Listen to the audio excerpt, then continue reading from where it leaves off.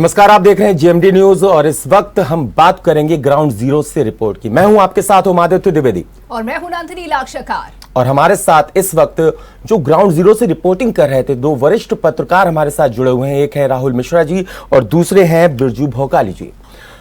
मैं आपको बता दूं, आप अक्सर देखते हैं पब्लिक मूड राहुल मिश्रा करते हैं, लोगों का मूड जाना उन्होंने। इस जो चुनाव होने हैं 7 चरणों में, उसमें जो पहला चरण है आज वहां वोट डाले जा रहे हैं, यानी कि 11 जिलों की 58 सीटों पे वोटिंग चल रही है। अगर बात की जाए 11 बजे तक की तो 20% मतदान हो गया था। थोड़ा जिक्र आपको कर दूं, इन जो 58 सीटें, इसमें 11 सीटें ऐसी हैं जो वीआईपी मानी जा रही है, यानी कि ऐसी टक्कर है। संगीत सोम हो या और भी कई प्रत्याशी हैं, मथुरा से एक सीट है, एक मार्च से है, नोएडा से है, पंकज सिंह है, राजनाथ सिंह के बेटे हैं। और इन सब सीटों के बावजूद जो पिछली 2017 में जो नतीजे आए थे वो उसका थोड़ा जिक्र कर दूं आपसे। 58 सीटों में 53 सीटें जो हैं वो बीजेपी ने जीत ली थी और एक सीट मिली थी आरएलडी को, वो भी बागपत की छपरौली से। 2 सीटें बीएसपी को मिली थी और 2 ही सीटें सपा को मिली थी। एक मेरठ से मिली थी, दूसरी शामली के कैराना से मिली थी। अब कैराना का अगर जिक्र हुआ है तो आपको याद होगा ये वही कैराना है जिसके बलबूते बीजेपी ने इतनी लंबी पारी खेली थी, यानी 312 सीटें पाई थी। और अगर बीजेपी प्लस की बात करें तो 325, क्योंकि अपना दल एस को 9 सीटें मिली थी और अगर बात की जाए भाजपा की तो 4 सीटें उनको मिली थी। और ऐसे में 325 का आंकड़ा छुआ था तब जब कैराना में घरों के बाहर लिखा हुआ था कि यहां आपके घर बिकाऊ हैं। लोग वहां से पलायन कर रहे थे और बीजेपी ने इसको अपना मुद्दा बनाया था। हमारे साथ 2 वरिष्ठ पत्रकार हैं, राहुल मिश्रा हैं और दूसरे बिरजू भोकाली हैं। मैं सबसे पहले बिरजू भोकाली का रुख करूंगा क्योंकि ये रूरल एरियाज में गए हैं। बिरजू जी, जब आप वहां पहुंचे हैं, गांव-गांव पहुंचे हैं, लोगों से बात की है, लोगों का क्या कुछ कहना था? इस बार कौन से मुद्दे पर लोग वोट डालने के लिए निकलेंगे? देखिए, मैं इस सबसे ज्यादा मैंने गांव को कवर किया है। हाँ। सुनते हो नेताजी कार्यक्रम में, और जैसा कि आपको मालूम भी है कि शहर तो विकास हो रहा है, शहर का विकास धीरे धीरे दिखने लगा है लोगों को, मगर गांव आज भी जैसे 70 साल पहले थे, आज भी उसी दयनीय दशा में हैं। आज भी लोगों को उसी तरह की दिक्कतों का, कहीं पानी का सामना दिक्कतों का पड़ रहा है, कहीं रोड नहीं है, कहीं आपस में शहर आने के लिए बहुत प्रॉब्लम है। सबसे बड़ी जो दर्द है उनके दिलों में वो है स्वास्थ्य का, सेवाओं का। ठीक है। शिक्षा की कोई व्यवस्था नहीं। अगर वहां लड़कियों को पढ़ने जाना है तो शहर आने के लिए दर बदर की ठोकरें खाना पड़ता है। आज भी जितने भी नेता हैं, जितने भी रैलियां होती वो शहरों के बेस्ड होती हैं, मगर आज तक आप भी, जैसा कि आप बराबर देख रहे हैं इस कार्यक्रम में, कि आज तक अभी भी कोई रैलियां ऐसा नहीं जो इंटीरियर गांव में किया जाए। इसके मतलब आज भी हम गांव की तरफ निगाहें बहुत कमजोर है। बिरजू जी, क्या मतलब आप ये कहना चाहते हैं, जिस तरीके से बात कर रही है बीजेपी, बार बार कह रही है कि हमने जो वादे किए थे वो पूरे किए हैं, तो क्या वो सिर्फ कोरी अफवाह है? नहीं सर, मैं बता तो रहा हूं कि वरिष्ठ नेताओं के जो मंत्री भी हैं हमारे, मैं उनकी विधानसभा के गांव में गया हूं। अगर मैं तो खुद कहता हूं कि मेरे साथ चलिए और मैं बता सकता हूं, दिखा सकता हूं वहां का दर्द। आज भी वो व्यवस्था उसी तरीके से जैसे आज से 70 साल पहले थी। गांव का रुख ना कोई नेता करता है, ना ही कोई अधिकारी, ना जाने क्यों ये ऐसी असमंजस की व्यवस्था हो रही है हमारे देश में कि गांव का रुख करने में हर नेताओं को भी तकलीफ। उनको मालूम है ये तो अनभिज्ञ हैं या बिना पढ़े लिखे लोग हैं, वोट तो मात्र 20 या 50 रुपया माधुरी की एक बोतल से पड़वा लेते हैं, जाने की जरूरत यहां लगती नहीं। बहुत गहरी बात कही बिरजू जी आपने। जिस तरीके से आप कह रहे हैं 70 साल से यही कंडीशन है हर सेंटेंस में आपके, आज भी आपने कहा, यानी कि जो स्थिति पहले थी वो अभी भी है यहाँ पर। आखिर वजह क्या है? इतने दुख, इतनी तकलीफों के बावजूद आखिर जब वोट देने का समय आता है तो क्या मुद्दे पीछे रह जाते हैं? आगे होता है तो फिर क्या? देखिए, मैं फिर बता रहा हूं कि नेताओं की एक अपनी सोच है और जितने भी नेता हैं वो उनकी सोच सिर्फ यहां पे खत्म हो जाती है कि मैं वहां के बीच के किसी एक मीडिएटर को पकड़ लूंगा। वहां का प्रधान हो गया या कोई सभासद हो गया। सभासद भी अमूमन वहां जाते नहीं, वहां से रात को या 2 दिन पहले कुछ पैसे या कुछ व्यवस्थाएं कर दी जाती है, वो वोटर ऑटोमेटिकली कन्वर्ट हो जाते हैं। मेरा अभी तक ये मानना, उनको ये नहीं मालूम कि सुख और सुविधाएं वो बाद में पश्चाताप करते हैं कि मेरे हाथ से क्या हो गया। जी, पैसे बांटे जाते हैं, शराब की बोतलें डेफिनेटली बांटे जाते हैं, ये बिल्कुल खुल शराब के बात परोसी आई जाती है, जिससे कि जो दल है, राजनीतिक दल है, वो उनके वोट ले सके। चलिए अब हम रुक कर लेते हैं राहुल मिश्रा का, हमारे साथ जुड़े हुए हैं पब्लिक मूड, हमारा जो जेएमडी का खास कार्यक्रम है उसको करते हैं। राहुल, आप लोगों के बीच में गए, आपने क्या जाना पब्लिक मूड? लोग जो हैं क्या चाहते हैं? क्या वो अब भी चाहते हैं कि अभी भी उनको जिस तरीके की बातें की जाती हैं संकल्प पत्र में वो नहीं मिल रही हैं, ये या वादे पूरे नहीं हो रहे हैं, या बीजेपी ने काम नहीं किया, या बीजेपी ने काम किया, या 2017 से पहले की जो सरकार थी 2012 से 17 तक समाजवादी पार्टी की, अखिलेश यादव उस वक्त मुख्यमंत्री हुआ करते, या उस वक्त काम होता था, या फिर 2007 से 12 तक बीएसपी की सुप्रीमो मायावती मुख्यमंत्री उस वक्त हुआ करती थी, उस वक्त काम होता था? क्योंकि अगर तीनों में तुलनात्मक अध्ययन किया जाए तो लोगों का क्या कुछ कहना है इस पर? बहुत बहुत धन्यवाद। सबसे पहले तो जेएमडी के दर्शकों को प्रणाम। आज मतदाताओं के मन की बात पश्चिम से शंखनाद हो रही है। ठीक है, उत्तर प्रदेश में राज तिलक किसके नाम होगा ये आज से तय होना शुरू हो गया। साथ ही साथ जैसे अभी पूर्व में हम इसी कार्यक्रम में चर्चा कर रहे थे, माधुरी की, कटरीना की, या जिसकी भी, ये दुर्भाग्य है भारत का। जिस भारत को हम सोने की चिड़िया कहते थे, उसके पंख चुरा के ले गया कौन? ये प्रश्न है ना, इसी देश का है। हम विश्व पटल पे आगे जाने की बात करते हैं, करते रहेंगे। चुनाव त्योहार मैं नहीं मानता हूं जी। क्योंकि त्योहार में हम आपसी सौहार्द नहीं भूलते हैं। कोई भी हो, कोई भी जाति हो, कोई भी संप्रदाय हो, हम सबको गले लगाते हैं। वो त्योहार होता है। ये तो एक तरीके का पर्व है जो आ जाता है, एक आयोजन है जो आ जाता है। किस नाम पे आ जाता है? विकास के नाम पे आ जाता है। विकास क्या होता है? शिक्षा का होता है। विकास क्या होता है? रोटी का होता है। विकास क्या होता है? स्वास्थ्य का होता है। विकास रोजगार का होता है। लेकिन हर 5 साल में हम फिर वही लेकर के चले आते हैं जो हम पीछे करने की बात करते हैं। मैं तो कहता हूं कि डिजिटलाइजेशन विकल्प है, माध्यम नहीं है कि आप किसी चीज को सरमौर कर लेंगे। अगर आपको माध्यम मिला है तो इसी डिजिटल प्लेटफॉर्म में आप देखिए, नेताओं के डिजिटल प्लेटफॉर्म को बंद कर रही है पब्लिक। माफ कीजिएगा, आज किसी भी चाय के दुकान पे, होटल पे, पान के नुक्कड़ के चौराहे पे आप खड़े हो जाइए, फलाना चैनल इस पार्टी का, फलाना पत्रकार उस पार्टी का। मैं जनवादी हूं, जनवादी होके बात करता हूं, पब्लिक की बात करता हूं। आप चाहे भारतीय जनता पार्टी की बात करिए, आप चाहे सपा की बात करिए, आप चाहे कांग्रेस की बात करिए, चाहे बीएसपी की बात करिए, या किसी पार्टी की, आम आदमी पार्टी की भी आप बात कर लीजिए। दक्षिण भारत से एक बहुत बढ़िया फॉर्मूला चला। अब तो जयललिता जी रही नहीं। मैंने पहले भी इसी सत्य सजग सार्थक मंच से पहले भी कहा, और मैं आज भी कहता हूं,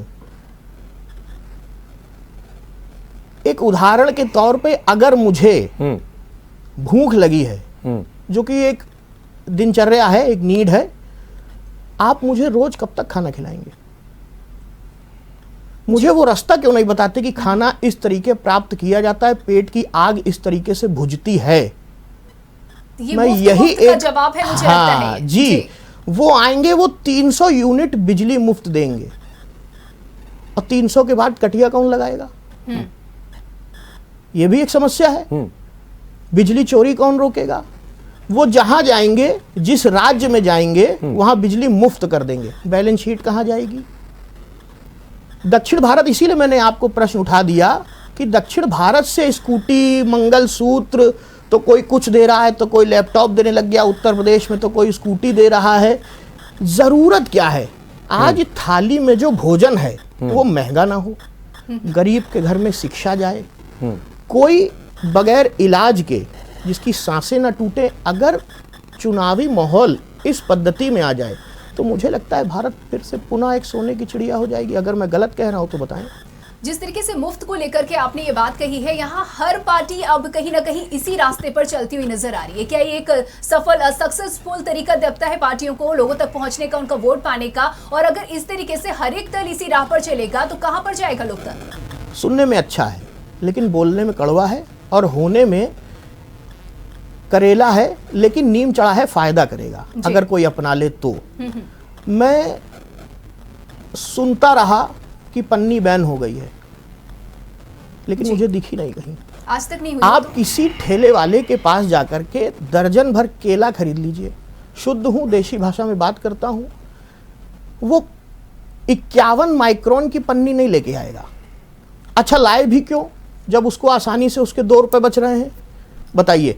लेकिन मुझे कष्ट तब हो जाता है जब एक चौराहे से लेकर के दूसरे चौराहे तक कोहराम मच जाता है कि भैया वो टीम आई है, चालान कट रहा है। क्यों कट रहा है? क्योंकि वो पन्नी पकड़ी जा रही है।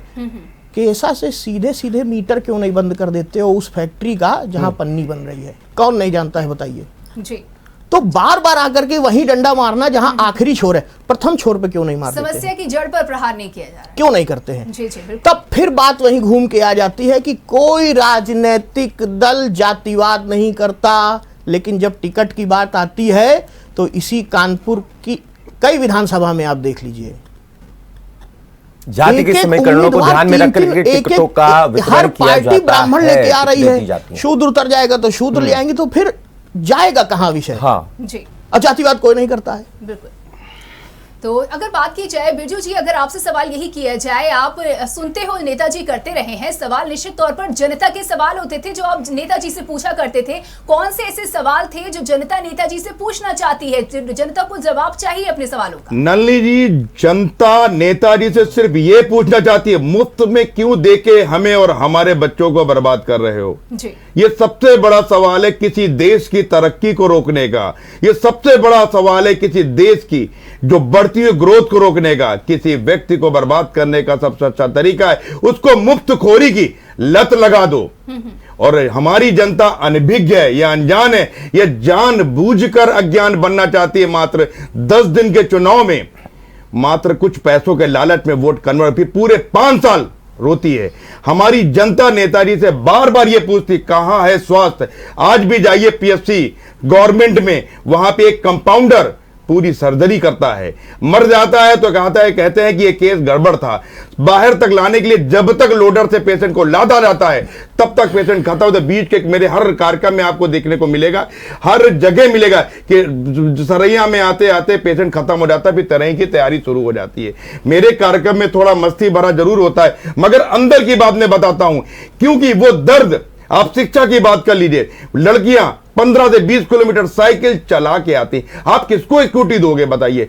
2 किलो या 5 किलो अनाज से अगर आप सोचते हो देश चला लीजिए, तो ये देश के साथ कहीं ना कहीं गद्दारी है। मैडम बिरजू जी, एक यहाँ पे सवाल बड़ा लाजमी खड़ा होता है कि आज के दिन पहले फेज का चुनाव है और जो 11 जिले हैं वो सारे पश्चिमी उत्तर प्रदेश के आते हैं।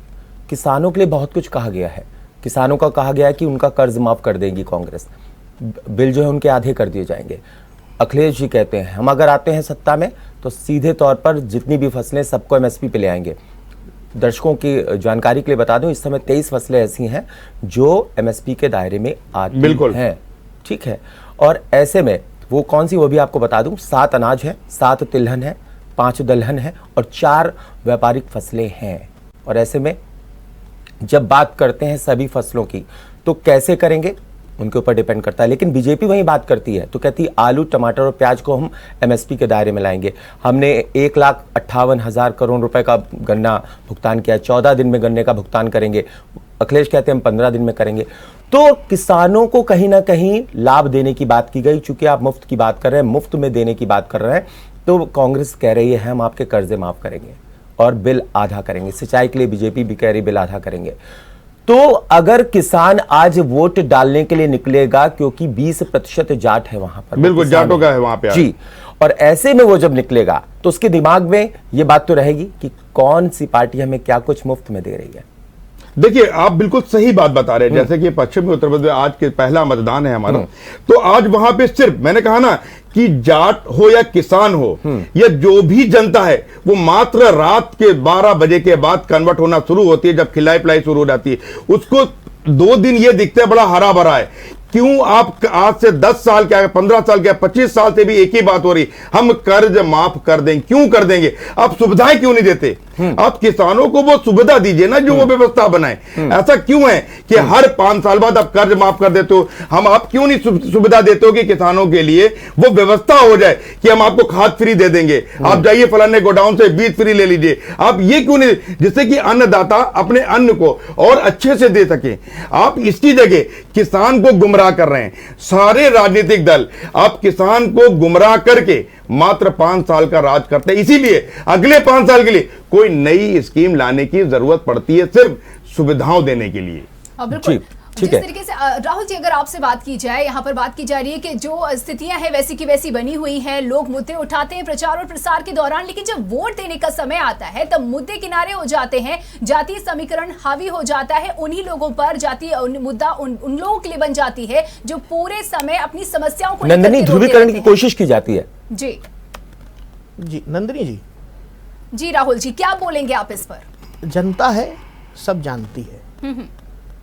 मैं आपको बताऊं, घोषणा पत्र जो होता है जी, वो ना आप पढ़ेंगी, ना हम पढ़ेंगे, ना सोशल मीडिया में कोई बहुत ज्यादा पढ़ेंगे, ना बहुत ज्यादा छपते हैं और छपने के बाद रखे रहते हैं। पब्लिक जो सुनती है जब नेता मंच पे चढ़ता है कि ये दे रहे हैं, वो माफ कर दिया। आप बताइए, इसी उत्तर प्रदेश में हमने भट्टा परसौला भी देखा, इसी उत्तर प्रदेश में हमने सांप्रदायिकता मुजफ्फरनगर में भी देखी, जो जरा सी चिंगारी ने आग पकड़ ली पूरे उत्तर प्रदेश में। बड़ा दंगा था, भूला नहीं हूं और मैं स्मरण भी सब कुछ रख रहा हूं। आप पश्चिम उत्तर प्रदेश में अगर जाएंगे तो ना विधायक है ना सांसद हैं, लेकिन आज की डेट में उनका चेहरा बहुत जगमगा रहा है। कौन? जयंत चौधरी। क्या है? कुछ नहीं है, लेकिन आरएलडी के नेता है, जान सबको ही रहा है, पूछ सबको ही रहा है।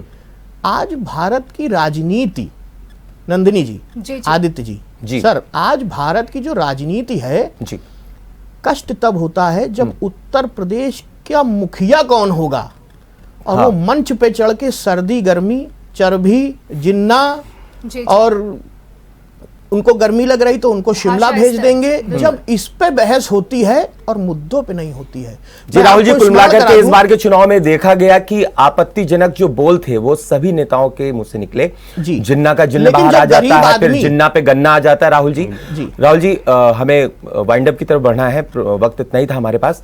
तो आप जिस तरीके की बात कर रहे हैं कि मतलब जो बिगड़ैल बोल थे वो निकलते हैं, और ये इसीलिए निकलते हैं, जिन्ना इसलिए बाहर आते हैं, गन्ना बाहर आते हैं, और चिलमवादी चिलमजीवी बाहर आते हैं, और ऐसी सोच बाहर आती, यानी ऐसी विचारधारा, मतलब उनकी कोई विचारधारा नहीं है, लेकिन वो ध्रुवीकरण की कोशिश के चलते इस तरह की बयानबाजी कर देते हैं। आपका शुक्रिया राहुल हमसे जुड़ने के लिए, साथ ही साथ आपका भी शुक्रिया हमारे साथ जुड़ने के लिए बिरजू भोकाली जी।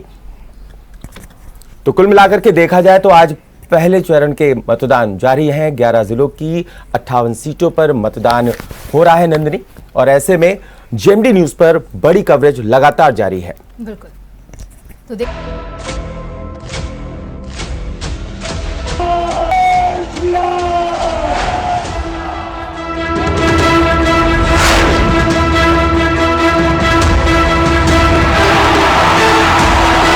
अगर आपको हमारा वीडियो पसंद आया हो तो हमें लाइक करें, सब्सक्राइब करें और ज्यादा से ज्यादा शेयर करें, और हाँ, बेल आइकॉन दबाना ना भूलें ताकि हर खबर का अपडेट आप तक पहुंचे तुरंत।